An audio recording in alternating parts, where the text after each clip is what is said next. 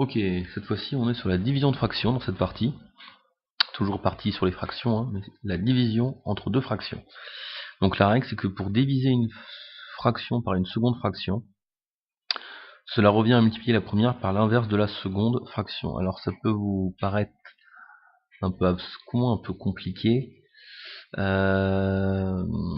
il n'en est rien. Il n'en est rien, je vous montre ça directement en calcul littéral, que vous voyez la forme qui va se dessiner dans la définition, c'est-à-dire je vais avoir A sur B et je vais vouloir la diviser par C sur D. Donc je vais reprendre la règle, mais à partir des lettres. Donc pour diviser une fraction, cette fraction-là, A sur B, je veux la diviser par une seconde fraction, C sur D. Cela revient à multiplier la première fraction. Donc la première fraction que j'ai, c'est A sur B. Et je vais la multiplier par quoi? Par l'inverse de la seconde fraction. C'est-à-dire, l'inverse de la seconde fraction, c'est D sur C. Alors attention, je vous fais un petit rappel, et je vous le fais en or, parce que ça c'est important. Attention. D'accord? Ouais, je suis pas dessinateur. Sur la tablette graphique c'est compliqué, mais ça va passer. Voilà, attention, petit panneau. Vous allez avoir quelque chose à vous rappeler, c'est ce qu'on appelle l'inverse. C'est quoi un inverse? C'est que lorsque je multiplie un nombre par son inverse, le résultat il vaut 1. Il est égal à 1. C'est-à-dire que si je fais C sur D et que je le multiplie par son inverse, donc D sur C, qu'est-ce qui va se passer? Si vous vous en souvenez. Donc, je peux dire que D sur C c'est l'inverse de C sur D, mais je peux aussi dire que C sur D c'est l'inverse de D sur C. C'est du kiff-kiff, hein, c'est pareil.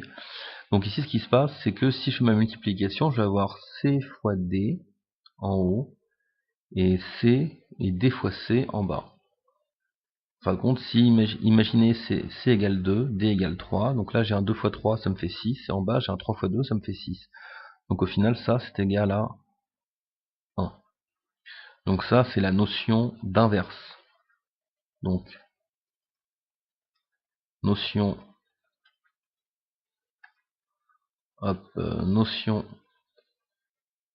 d'inverse. Si vous prenez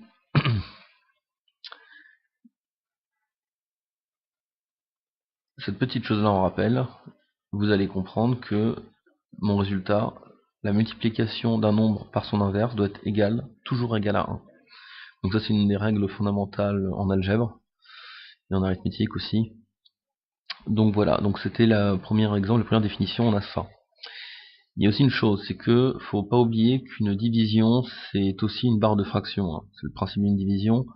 Une division et une fraction c'est la même chose. Donc c'est-à-dire qu'ici je peux dire aussi, alors autre définition, ensuite on passera à un exemple, vous allez voir. J'ai A sur B, tout ça divisé par une autre fraction, C sur D. Ok, donc là j'ai une fraction sur une fraction, et cette grande barre de fraction ici, exactement, je vais repasser dessus en rouge, pour que ça passe en gras, c'est la même chose que mon divisé qui était juste en haut là, ce symbole là que je repasse aussi, c'est la même chose. Donc ici qu'est-ce qui se passe?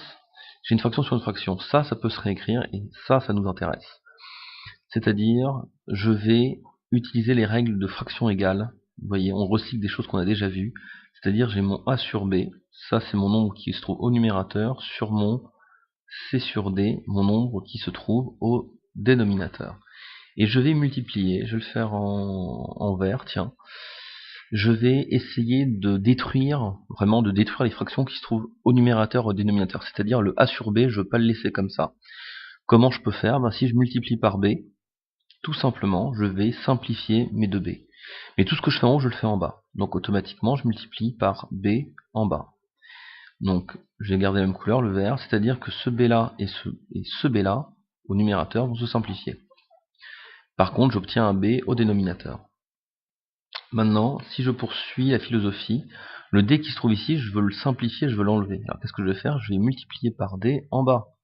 Bien sûr, tout ce que je fais en bas, je le fais aussi en haut. Donc je multiplie par d en haut. Cette chose-là, a pour incidence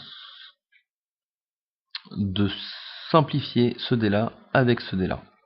Donc je me retrouve, donc j'ai détruit les deux fractions que j'avais, le A sur B et le C sur D, pour avoir au final en haut un A fois D sur un C fois B.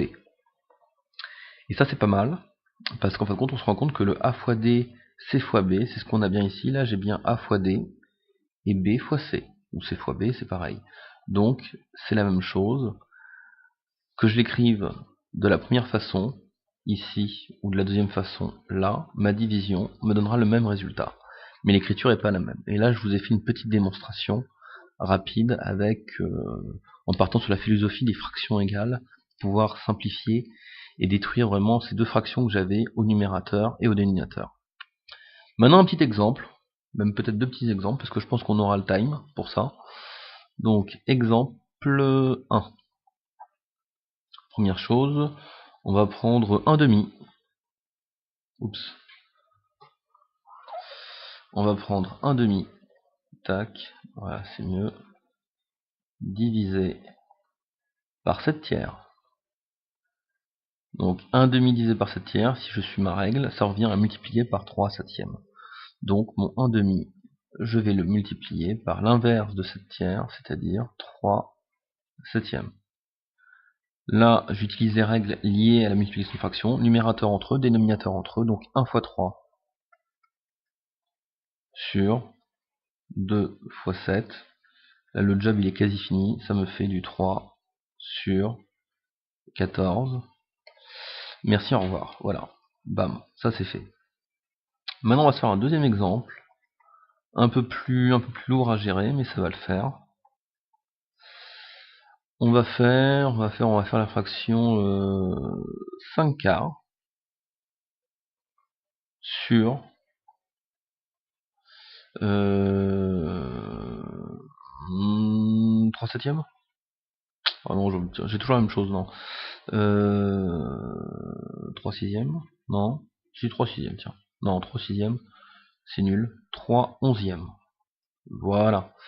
Donc j'ai cette fraction là. Alors je peux utiliser directement la définition de. Voilà. Donc c'est-à-dire que ici, ce qui va se passer, je vais le faire en vert pour montrer, en fin de compte, on peut aussi voir les choses comme ça. C'est-à-dire le 11, ici, le 11, il remonte, et le 4, qui se trouve là, il va descendre. En fin de compte, là, ce que je suis en train de faire avec un petit dessin, ça revient à reprendre le A fois D sur le C fois B. Hein. Mais c'est pour montrer ce qui est en bas. Là, en fin de compte, le numérateur reste en haut, mais le dénominateur, il doit descendre. Ici, le numérateur, il bouge pas non plus, c'est le dénominateur qui va remonter. Donc, c'est les dénominateurs qui bougent et pas les numérateurs. Les numérateurs, ils restent fixes. Donc, ça me fait, c'est pas un visuel intéressant pour vous. Donc, ça me fait 5 fois 11 sur 4 fois 3. Et là, j'ai plus qu'à faire mon petit calcul. Ça me fait du 55 sur 12. Et le job il est fini. Voilà. Donc là, vous avez vu la division de fractions. C'est pas le plus compliqué en réalité. Hein. Faut faire attention à cette notion d'inverse. C'est très important, ce que j'ai marqué au début avec le petite attention. La notion d'inverse.